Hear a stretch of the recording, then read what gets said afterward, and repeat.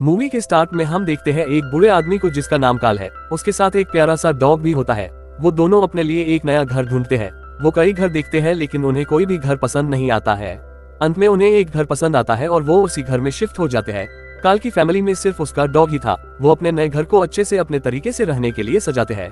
काल ने अपने डॉग के गले में एक पट्टे जैसा गैजेट लगाया था जिसे डॉग इंसानों की तरह बात कर सकता था और सबकी बातें समझ भी सकता था। एक दिन काल को उसकी पड़ोसी का फोन आता है और काल घबराने लगता है।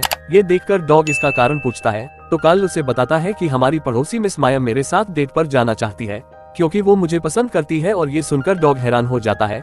काल कहता है लेकिन मैं ये नहीं कर सकता क्योंकि मुझे तो ये भी नहीं पता कि डेट पर करते क्या है। तो डॉग उसे कहता है आपको उसके लिए गिफ्ट लेकर जाना चाहिए जिससे वो खुश हो जाएगी। वो उसकी बात मानकर उसके लिए गिफ्ट लेने जाता है। बाहर जाते ही उसे कुछ याद आता है। तब वो वापस आकर अपना वॉलेट लेकर जाता है। बाहर जाकर फिर से उसे याद आता है कि वो कार की चाबी नहीं लेकर आया है। डॉग उसको इतना नर्वस होता देखकर सोचता है क्या गुंडा बनेगा रे तू।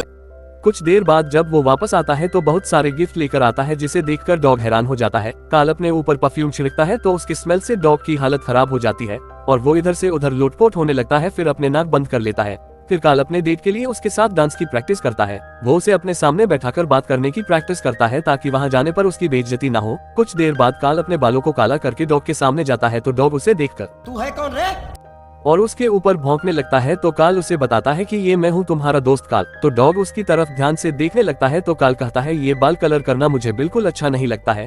तो डॉग कहता है हाँ तुम तो बिल्कुल ही बदल गए हो और पहचान में ही नहीं आ रहे हो। इस पर काल निर्णय करता है कि अब वो डेट पर नहीं जाएगा और वो फोन करके डेट कैंसिल करवाने जाता है। तो डॉग उसे ऐसा करने से मना करता है और फोन को उसके हाथ से खींचने लगता है जिससे फोन दीवार से गिरकर टूट जाता है। फिर डॉग उसे बैठाकर कहता है आपको बदलने की जरूरत नहीं है क्योंकि आप जैसे भी है अच्छे हैं।